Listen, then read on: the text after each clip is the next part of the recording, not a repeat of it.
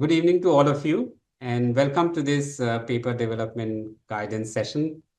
I hope this will be helpful for each of us. The way we have structured this is we will have this into two parts. The first part will be briefly about who the organizers are of the CSRE 2025, and more importantly, how were the tracks and topics arrived at. And further important one is how to problematize a phenomena so that you can diagnose a problem or you can solve it. That's about 30 minutes we spend there. And then we have this second part, which is the crucial part of today's meeting, which is about our interactions on questions and clarifications that you may have on how to develop your paper so that it becomes, it's in a better situation to get accepted. So these are the two parts of today's session. So coming first to some basics before the basics, let me also tell briefly that who the organizers are. The organizers, we have a very, very illustrious list of people in the organization. And let me just show that for you. So you can see here that we have a AISS consortium board.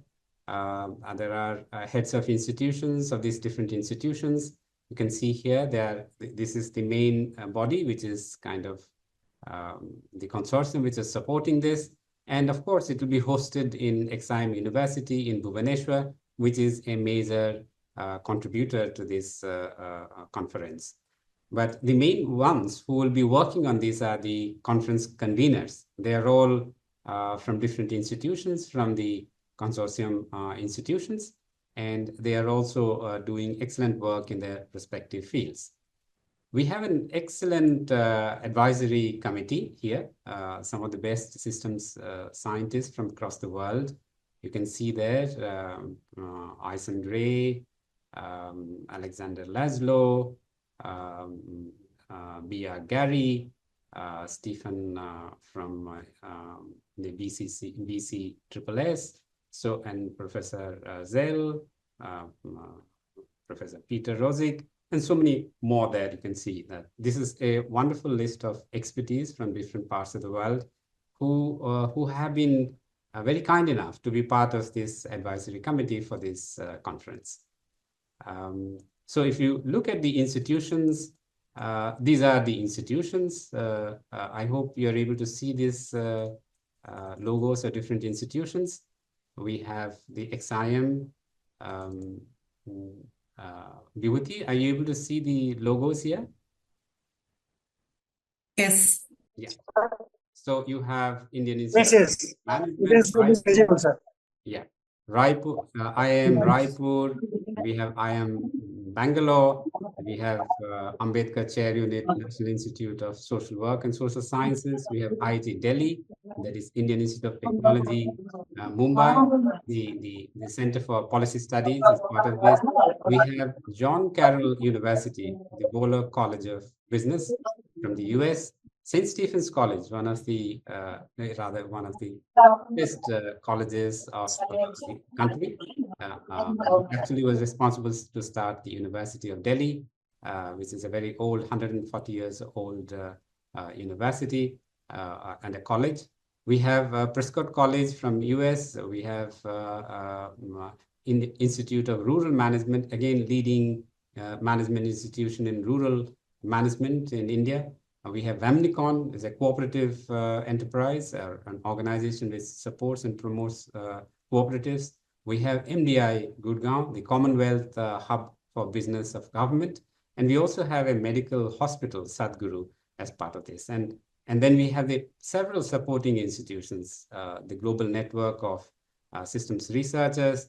It includes the top two, that is the International Federation of Systems Research, as well as International Society for Systems Science. These two bodies cover almost the whole part of systems science with regard to biological systems, because the system science are of course mechanistic approaches as well as organistic approach. So these two broadly captures, and of course we do have representation from the Bertalanffy Center for Systems Sciences in Vienna.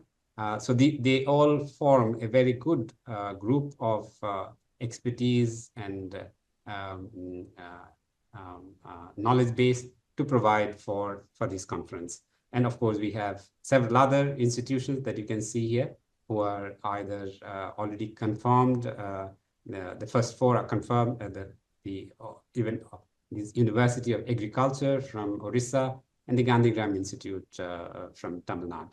So they're all there. And of course, there are other development agencies. We expect ADB to come in, and we also hope that the Commonwealth nations as a group will join this conference or support this conference. And we will have a workshop for them in March already, that's planned for. And so, so this is all the great institutions and people, experts who are part of and supporting this conference. So coming back to the second important point of the day. So what we have, once again, I've changed the slides. I hope it is visible. Yes, sir, it is visible. Great. So now coming to how were the tracks and topics arrived at. So this is the first part. So let's quickly look at how did we do that. So before we get there, or a part of that, I want to briefly mention what we understand by regenerativeness, what are ecosystems, and what will be a possible unit of analysis for the contributors. So regenerativeness is seen as a paradigm of performance. So there are at least four ways one can look at the performance can be measured. One can look at from the lens of efficiency. One can look at the lens of effectiveness. The other can be the lens of sustainability. And the fourth one is regenerativeness, which is the best form of efficiency or best form of performance that one can expect. What do we mean by ecosystems? Here we have different types of ecosystems that we are looking at in the context of natural ecosystems or indigenous ecosystems, very important in today's context, rural ecosystems, urban ecosystems, and industrial ecosystems. So these are the different ecosystems one can consider while developing a paper, and that's how we have conceived this. And of course, the unit of analysis could be at different levels of ecosystems that one can look at. So one can look at the whole ecosystem, can look at subsystems or subunits or organizations. So you can look at different levels of an ecosystem. So what is that ecosystem broadly as we understand? Suppose this is a geography, the world is a geography, and India is a part of that world, and within which there is a state, Orissa is a state, and within this state, we have further districts, and further within the districts, we have gram panchayats, or you can say wards in some parts of the world, or GN, for instance, in Nepal, or communes in some parts of some other parts of the world. So there are different lowest level governance unit, which is where, which is primarily consisting of 2 to 3 micro watersheds. It's the basic unit of life system. That's where ecosystem we are referring to. And of course, if we take a habitat, it includes 2 to 3 micro watersheds as the basic unit of governance in any part of the world. So that's broadly the socio-ecological context that we are looking at. So what we did is that the AISS for regenerativeness is, of course, can be seen from a philosophical to methodological to design to strategy, and then, of course, to act as an iterative process. However, what we are doing there is we are looking at the design part of it. So this is where, from the design, the tracks and topics of ICRE 2020 has been arrived at. So these tracks and topics include this. This is what you've seen in the call for paper brochure. And these are the topics and tracks and topics. Now, if you can see here, of course, these are, as we have indicated there, these are only indicative lists of tracks and topics. If you think that you can come up with a better track, and particularly we said education is an important track that needs to be also looked at, or any other track that you think that is relevant from this overall perspective, and the specific topics that you think are relevant can be considered. You can conceive and you can develop your paper in that direction. So what we mean by when you give a systems perspective, we look at the systemic dimensions, which are ecological, social, political, and economic. And below the systemic dimensions, you have subsystems. So we have identified a few here as subsystems, which are primarily the tracks. The traditional conference mode or academic mode or disciplinary approach we call tracks, but what we are, from a systems lens, we say they're subsystems. So ecology, relationships, governance, institutions, agriculture, services, processing of manufacturing, and organizations. So these are the various subsystems or tracks. And within these tracks, we say, of course, different topics. But these topics are nothing in the systems lens or in the analytical lens. We're saying these are factors that can be taken into consideration for analysis. Now, these factors can have different variables. We'll see that a little more in detail subsequently. But this is how we arrive at the tracks and topics of different ecosystems. So, of course, once again, this is an indicative list. You can conceive, you can think of many other ways of looking at this, the phenomena. And of course, we are aiming to look at or study the ecosystems from a degeneration or a regenerative processes. So the real problem is then how to problematize from a systems perspective. From a disciplinary angle, it's fairly simpler. But when you want to see from a systems perspective, there's a little nuance that we want to actually emphasize in this session today. And this is on behalf of my colleagues in the conveners group, the conference conveners.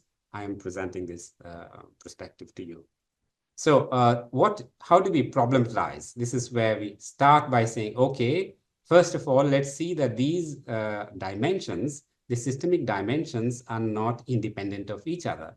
They're extremely or heavily embedded within each other. And so the conceptualization of these systemic dimensions probably could be visualized like this. If this is an ecosystem, it's an ecology or a political boundary of Gram Panchayat or unit of governance at the lowest level, on which exists a social or human habitat.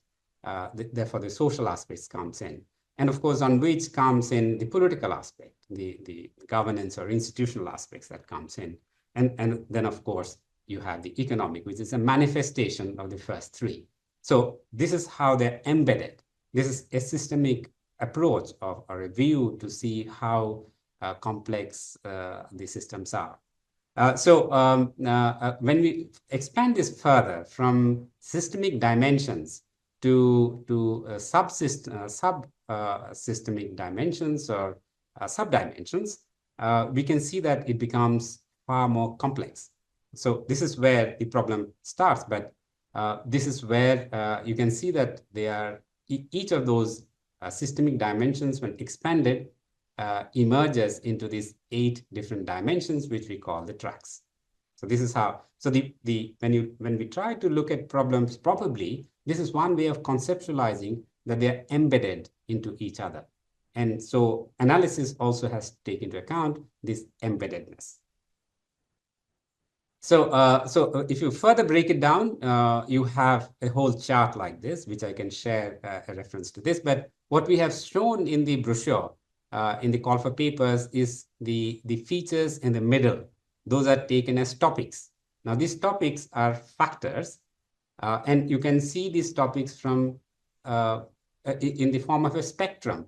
You can see from one end to the other end of the spectrum, these different factors. So those are, one can say, the nature of factor on the left-hand side or on the right-hand side, or you may even mention them as variables that you want to take up for your study. Now, this is just bear with me to see the first part, and then, of course, we go into the second part for clarifications. So when we look at this, one can say that, well, one set of built environment that we see broadly today is the one that you just saw in this block.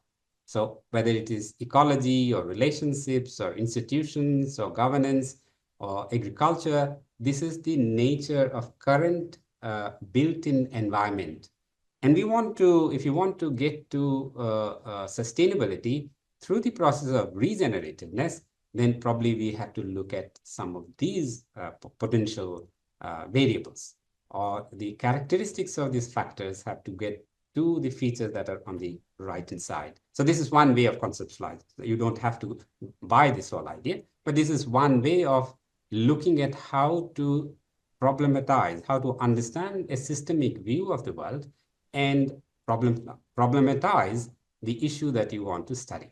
So within this, for instance, if I take a subsystem, let me take a subsystem here, and let's take agriculture as a subsystem.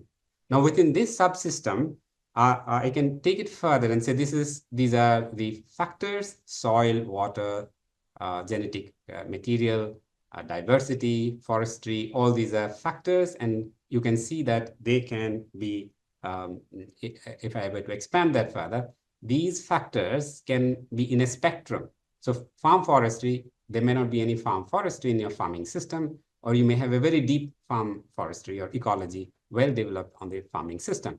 Your soil or your soil system could be using fertilizers, chemicals, pesticides, or broadly external inputs to the soil. The other is saying they don't use any of those external chemical inputs, but they use the natural process, farmyard manure, and so on and so forth.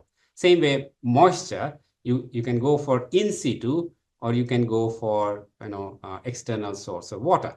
So farming can have these, say, let's say these are the 5 different, or more important, you can say that the diversity on the farm is very high on one end, or you may say low. This is just 2 extremes, but you can have a combination of these factors. Position of the variables can be at different points of this whole spectrum. Now, if one chooses to take this set of, which is largely today's agriculture around the world, this is the current built-in structure of agriculture largely. Now, if you take this, what does this lead to? This helps us to diagnose the built environment of agriculture production system. Now, that leads, when one looks at the system dynamics of these variables, it creates this kind of linkages, wherein, of course, you can see the whole detail later, but it creates one set of interactive cycles, or it presents this system dynamics of the interactive cycles among key production factors of this kind of agriculture, which is unfortunately becomes a degenerative agriculture because the cost keeps increasing and the profit becomes negative, or it reduces. So one can see that there are more pluses when it comes to cost, and there are more minuses when it comes to profit. And these are based on empirical. So one can consider this way of analyzing a problem that you have at hand. On the other hand, if you take the features on the right-hand side, which is what the regenerative, organic, natural farming, which is emerging now, agroecology, which have these features, some or more or all. So this is how the agroecology and the organic farming, natural farming, regenerative agriculture, in our understanding, would get to these set of variables. Now, if you take these variables and make them start functioning or operating, then you possibly could synthesize a regenerative design of agricultural production, which then provides possibly another set of interactive cycles. So there are many cycles within these cycles. So the dynamic, interactive, and regenerative cycles among key production factors can be visualized in another way like this. And this often is what we have seen, empirical evidences, is the real regenerative agriculture, where the cost goes down and the profits keeps increasing, the yield keeps increasing. So all the other features of production, yield, income, quality, healthy food, all that kind of indicators emerges out of it, and just many other benefits. But the point is, if you take one set of variables, it creates one dynamic interactive set of cycles, If you take another set of variables, it creates another interactive dynamic set of variables. So this is what a systemic view or systems dynamics of regenerative systems or a subsystem that you're looking at can be looked at. Now, when it comes to your problem and our problem for this conference, it's not limited to just agriculture, but much bigger than that. So what are the real world ecosystemic problems that we are looking at?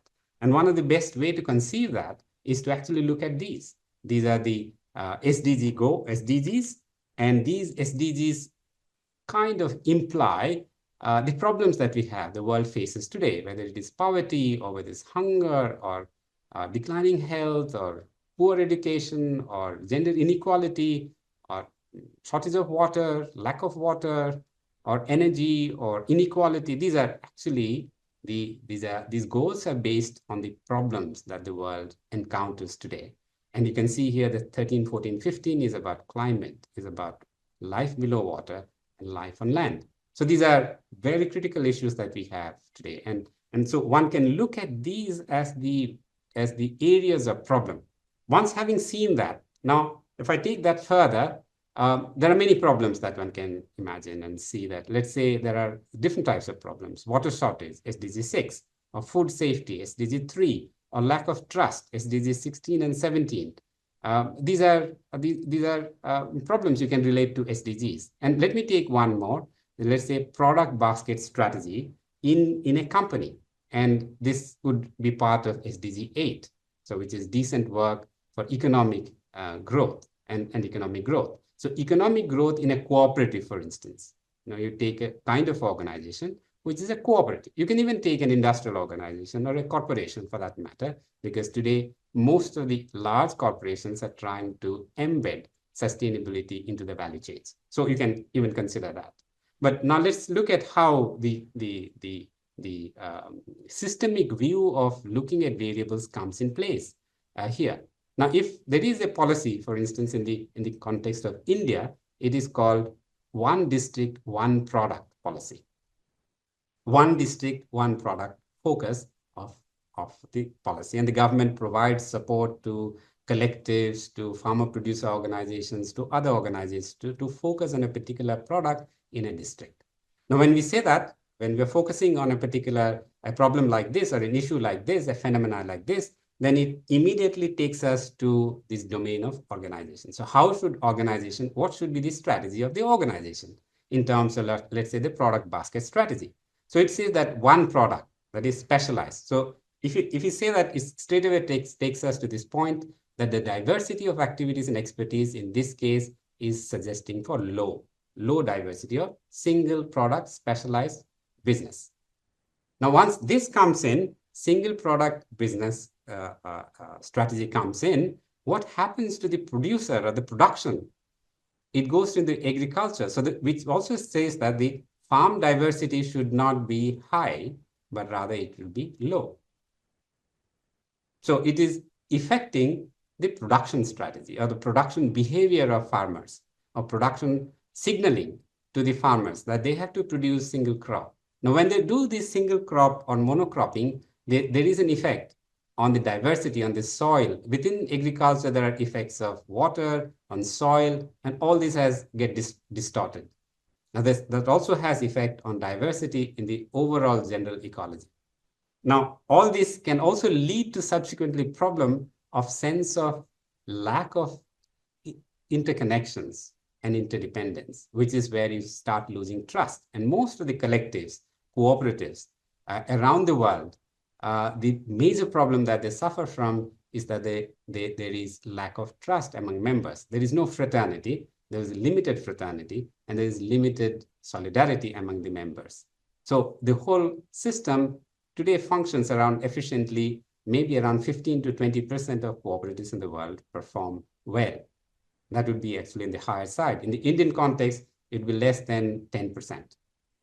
So that's the kind of crisis or polycrisis that you create, because you pick up one problem, but you want to see how they're connected to issues outside the domain or within that subsystem of just organizational studies of cooperative, but the problems are linked to many other subsystems. So this is another way of conceptualizing your problem from a systems lens.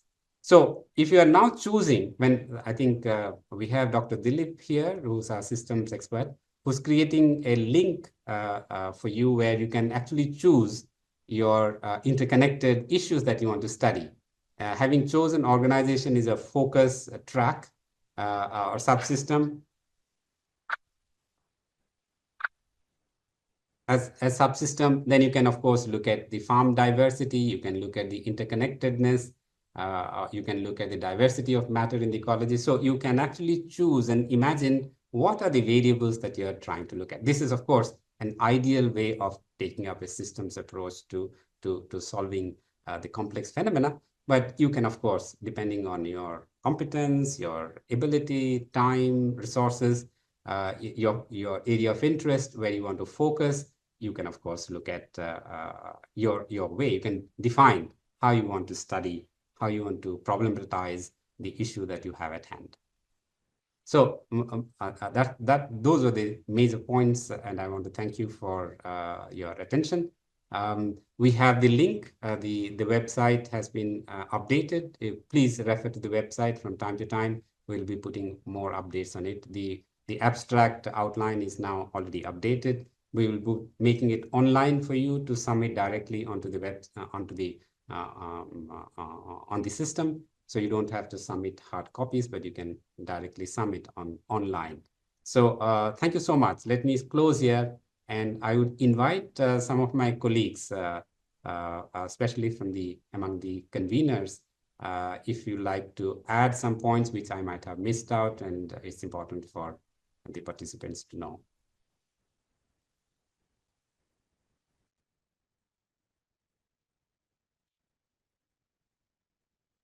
Good morning, Professor Laszlo. Good evening to you, yes. Thank you. Dave, would you like to add, Tina, you'd like to add some points? I think we have covered everything, and most points we have covered. So as long as the scholars who are presenting or the practitioners who are presenting the paper, as long as, so I'm just simplifying. So simplifying in the sense, when you look at the systems, we look at the interconnectedness, we look at the interdependencies, and we look at the causal relationships.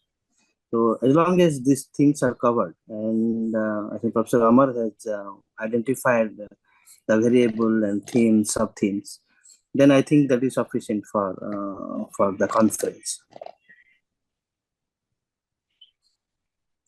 Professor Sarath?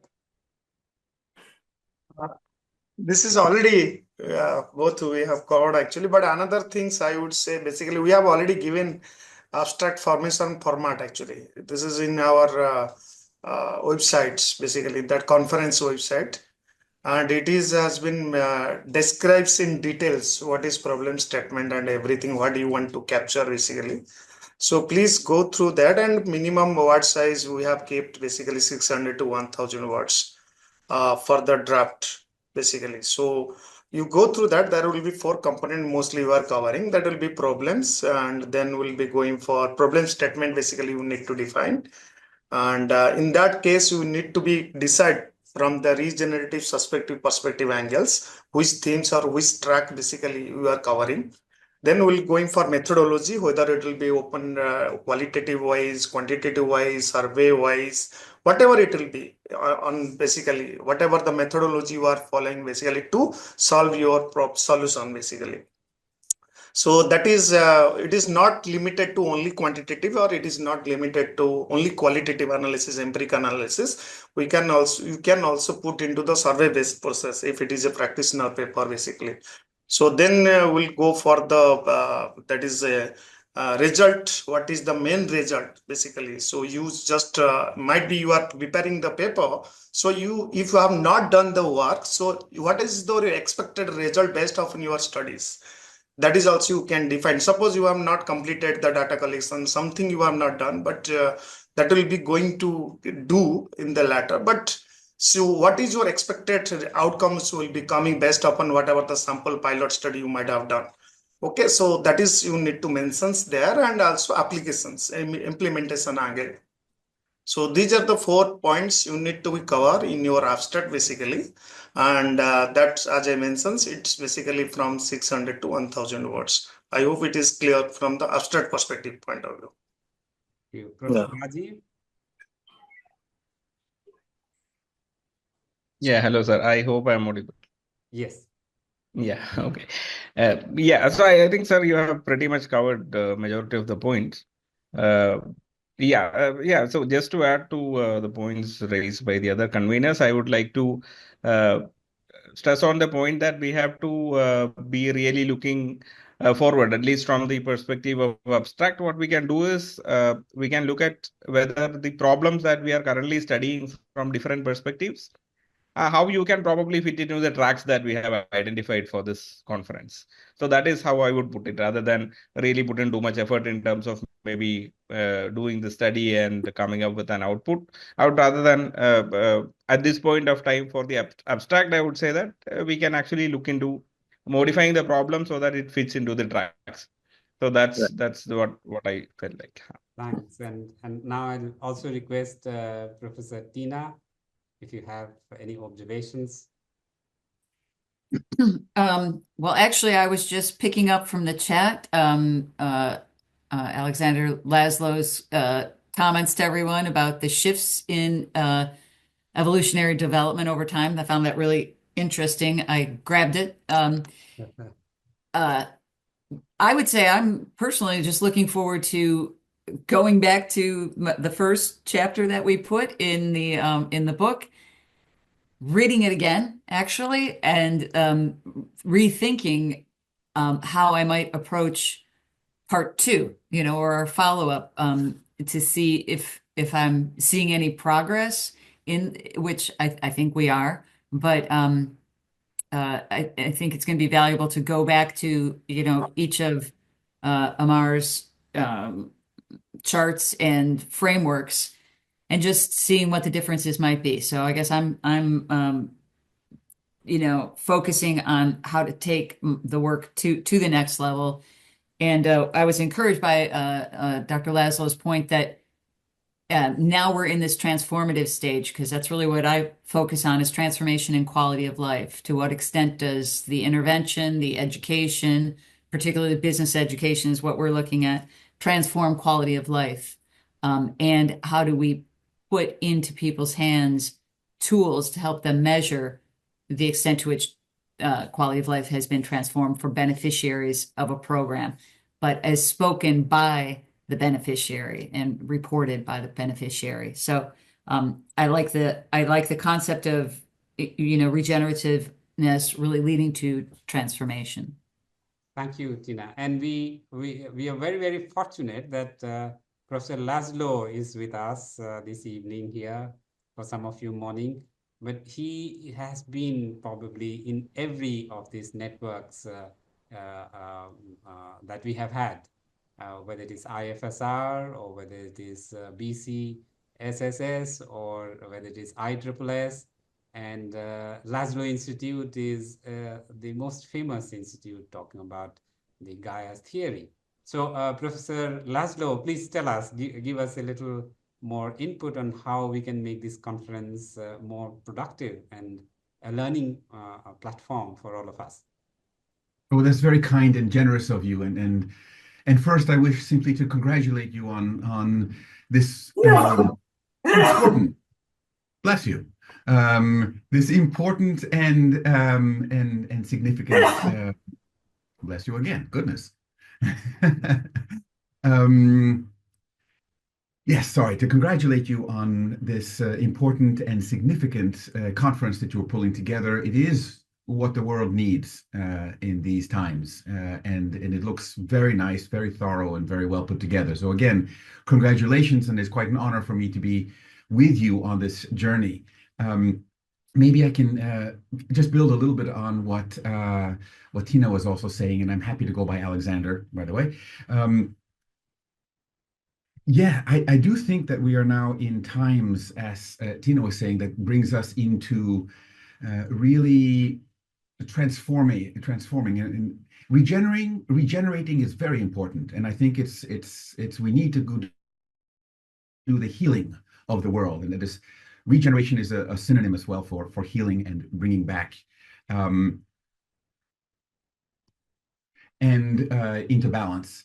But it will not engage us in creating that which doesn't yet exist.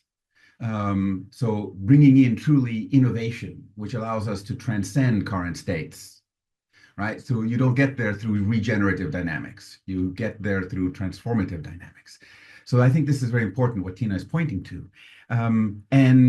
Along those lines, I'm very happy to hear the focus that you're bringing on the Sustainable Development Goals. And of course, combining that with the systems perspective, which is the underpinning of the conference as a whole, so well presented by you, Professor Nayak. Well, I said I'm going by first name, so I'll call you Amar if you don't mind. And so, yes, this Sustainable Development Goals. Now, I think one of our challenges might be to bring the Sustainable Development Goals into a greater systems perspective. Because currently the way the 17 are even laid out, except for the very last one, which says it's global, but it still doesn't present it in more than these kind of boxed ways. There are other ways of looking at the nested levels, and you can get that in a three frames. There are some different ways of presenting the Sustainable Development Goals and seeing which ones are perhaps the nested or embedding or driver goals, and which ones then emerge from those at more societal or interpersonal levels and so on. There is a initiative now, two initiatives, I think. One is the quest for inner development goals, the IDGs.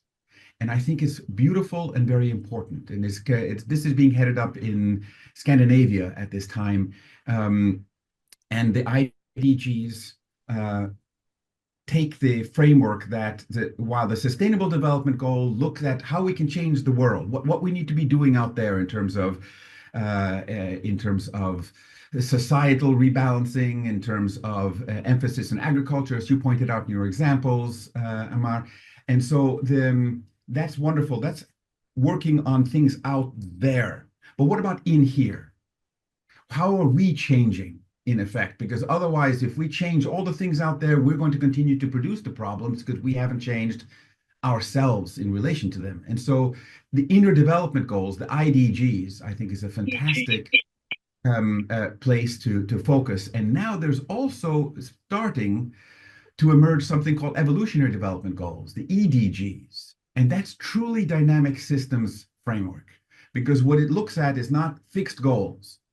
Because the 17 goals are there, they're fixed, they're what you put on the wall. But the EDGs suggest that these need to be changing both based on the context, a truly systemic perspective, and over time.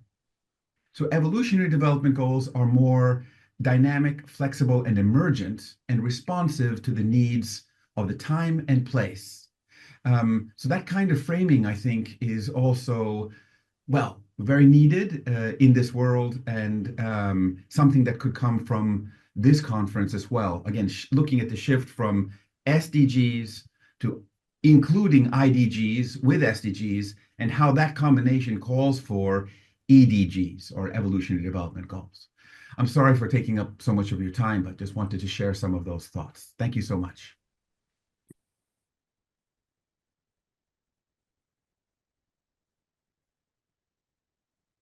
You are on unmute actually. Yes, you are mutable, as they say.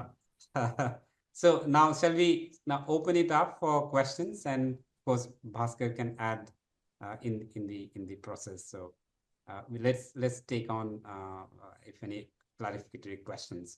No, I think that was a great point made by Professor Alexander about that which actually shows how complex the topic is, because you have this system, subsystems, embeddedness, along with he talked about EDGs and IDGs also. So you look at this problem, it's very complex. So, I mean, I see a challenge in, fitting the papers received into, some kind of compartments or, tracks. That is one thing which we have to be very careful about because of the interconnectedness of these themes, But that was a great point made by Professor Alexander that, one of the intentions of our conference is this inclusiveness, where we include perspectives from not only academicians and researchers, but also practitioners and policymakers, and also, go beyond the SDGs as he talked about, because there is always room for space for, inclusiveness through other means. So one of the, challenges that I also see, which we have to look at, is also, how do we, arrange those? But that comes later. But first of all, very good, kind of perspectives from all of you regarding the, papers. And perhaps, one word which I would like to add is that, maybe, some of these papers will also go into some book chapter or journals which which you can mention later on. I mean, like some of these selected ones. Yes, sure. We have already tied up with, not tied up, we have some kind of agreement with 2 journals. One of them, of course, is a top journal in systems science, Journal of Systems Research and Behavioral Sciences. And there's another journal, it's an Emerald Journal, which is Vilakshan, Journal of Management. So these are 2 journals which are there for us who would consider our papers. And Springer has already they have already published 2 of our books on regenerative ecosystems. So they're very happy to consider the 3rd one as well. So these are current options. We may have more options as we go along, but there are enough opportunities to get it published. But I think the problems are much more of importance, as Professor Alex mentioned, and Tina and all of us are aware of, that these are more than publications. These are far more needed for the society and the planet that we live in. So I'm sure there are many opportunities to heal and learn through this platform. So we'll have publications for young scholars. Is necessary, important. We have those windows as well. So please be cheerful about the possibilities. Yeah, but let's get any clarifications or issues that you may have. Good evening, sir. Am I audible? Yes, Akash. Yes, I'm Akash Awasthi. I teach history at St. Stephen's College here at the University of Delhi. And I'm also representing our Dean Academics, Dr. Malya Nirav, today. He had some personal commitments. That's one of the reasons why he's not here today for the meeting. But he had some clarifications that I'll go verbatim because, see, since St. Stephen's College is the premier most institution in India regarding the liberal arts and, of course, humanities. So we had some clarifications of the fact that, some of our colleagues are interested in presenting the paper for this particular conference. And they are also from history and political science and some of the other social sciences as well. So I would, it's an open question to all the conveners here that, can we go ahead and present the paper maybe on history that also kind of, be suggestive for the ecological and the ecosystem environments from the past and how it has been reflected in the present times, and also somewhat reflects, the kind of improvisation that one can take up from the indigenous perspectives of things and take that for the future as well. So it's an open question. So if any of you may answer that. Yes, it will be considered. And as Dave mentioned, that if it bears the system's characteristics, it's more than welcome, because we need to understand the diagnosis of the current design, and not only current, but the past designs or the path dependencies, and you can actually cover that through this historical analysis. So any field would be welcome, but have those features of what we are asking for from a systems lens, from the objectives, from the complexities of implementing SDGs or issues or problems that we have. So if you can bring in these features of system science in your analysis, all fields are welcome. Even from the field of physics also is welcome. From the field of chemistry is also welcome. In fact, one of the best contributions we have is from sciences and for understanding systems. When I refer to Gaia theory or autopoiesis of Humberto, these are biological sciences, and they have contributed significantly to understand the system's nature of reality. So all subjects are welcome. Thank you so much for clarifying, sir.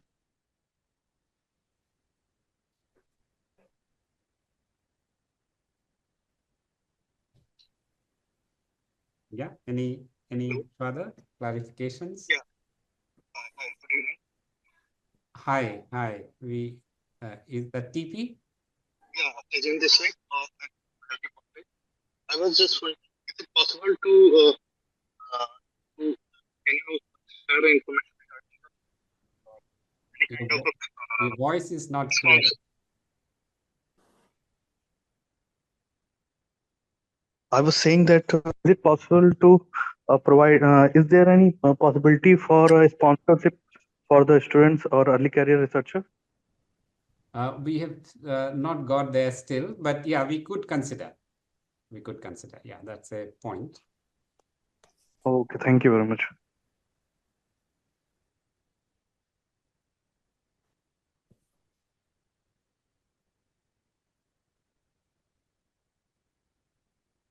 Yeah, any other?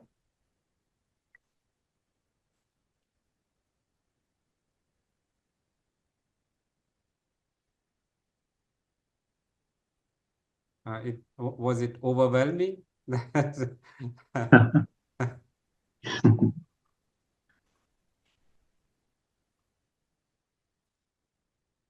I just wanted to point out that Alexander put some references for us and some for the inner development goals and the evolutionary development goals into the chat if anybody was looking for them. Yeah. I think there are a few research scholars if they have any questions or queries. They're all there, but they're hesitating.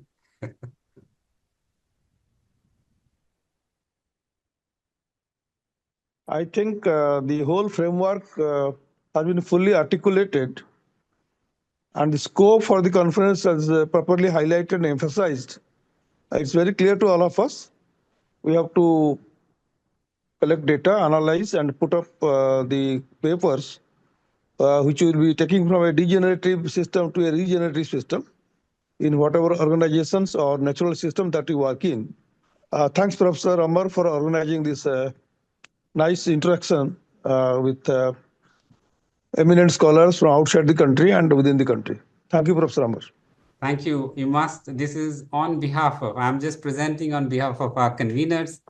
They're from different institutions across the country, from US, from Europe. So there are many conveners, and I'm just representing on behalf of all the advisory committee and conveners and the AISS board.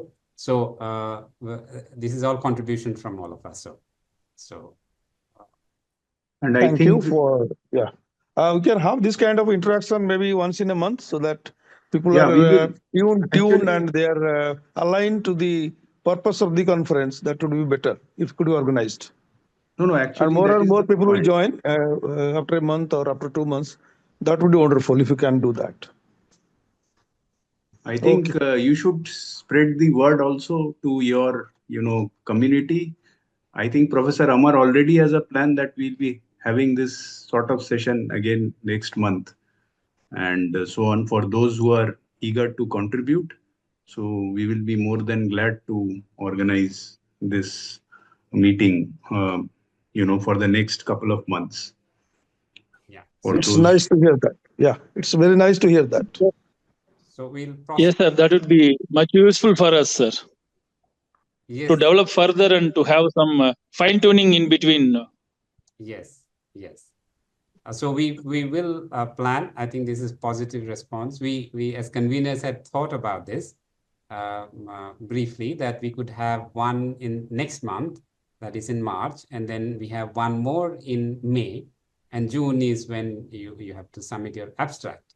And of course, after that, we can have the reviewers will do a lot of work for you. They'll improvise your work, and then there are at least 2 reviewers who will see your work. So it's a great platform to get these services from the best of experts on the subject. So we will try to provide as much as possible so that more scholars can contribute substantially to this perspective of looking at the phenomena.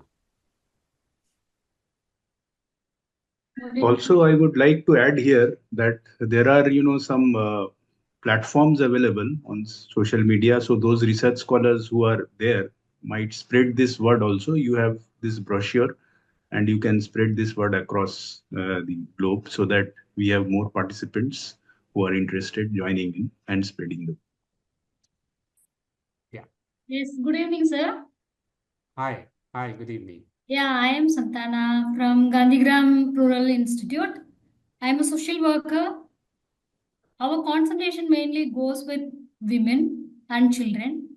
So I have a question regarding that. How can I integrate with these things and my field of study?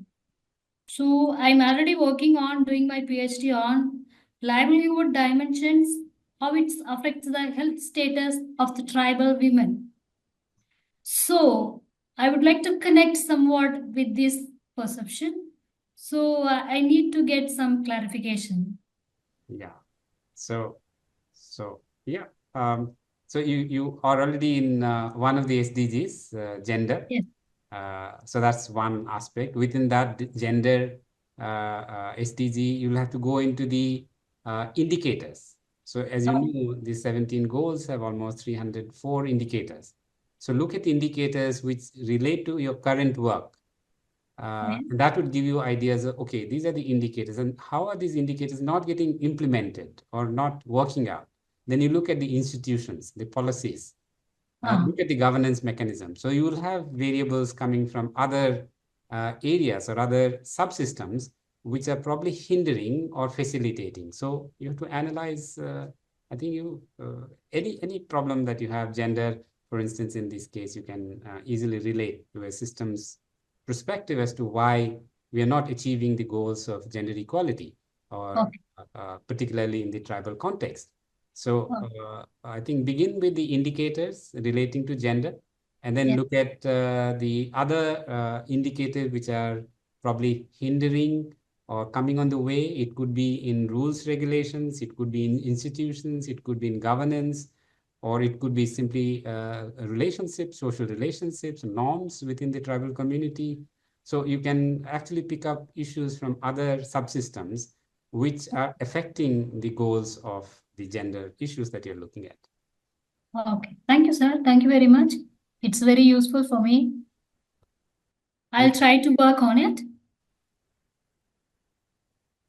Thank you, Santana. Yeah. Thank you. Yeah, Sumitra?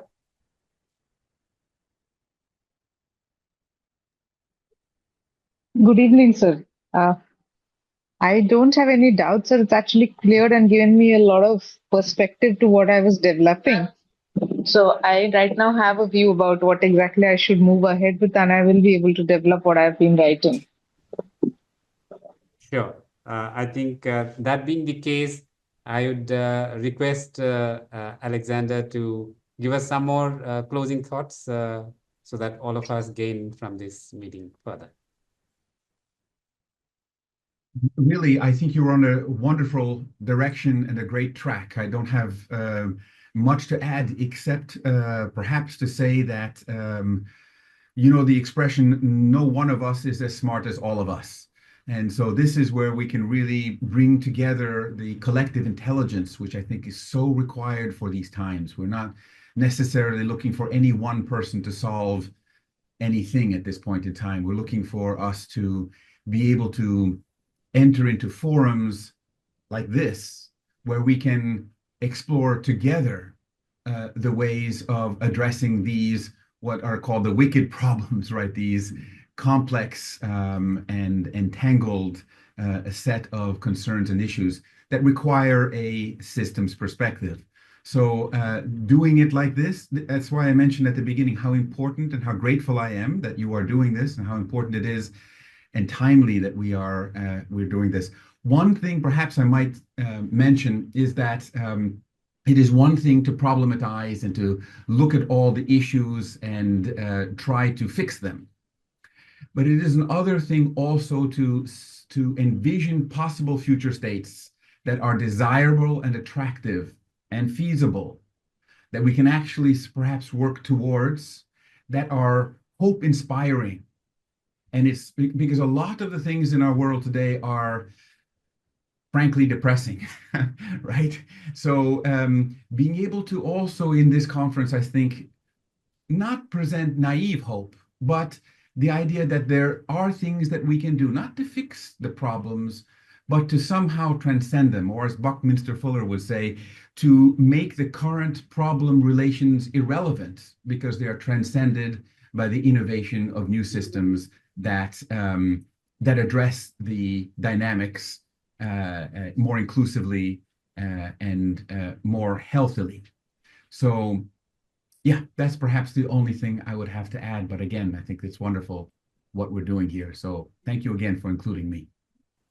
All right. So thank you indeed for being here. And it is as well said, the collective wisdom is always